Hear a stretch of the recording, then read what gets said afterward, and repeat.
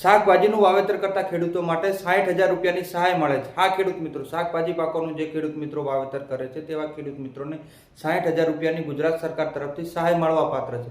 તો આ સહાય બાબતે હું તમને સંપૂર્ણ માહિતી આપું તેની પહેલા આપણો આ વિડીયો યુટ્યુબની અંદર જોતા હો તો આપણી બનાસની ખેતી ચેનલને સબસ્ક્રાઇબ કરો અને ફેસબુક ઉપર જોઈ રહ્યા હો તો આ પેજને ફોલો કરો। તમે ઘણી બધી રીલો બીજા લોકો સુધી શેર કરતા હો છો તો આ વિડીયો પણ બીજા ખેડૂતો સુધી શેર કરો, જેથી કરીને તમે આ શેર કરેલા વિડીયોના લીધે કોઈ ખેડૂતને 60,000ની સહાય મળશે। તો તે એક સારી બાબત છે। હાઇબ્રિડ શાકભાજી પાકોનું વાવેતર કરતા ખેડૂતો માટે સરકાર 60,000 રૂપિયાની સહાય આપે છે।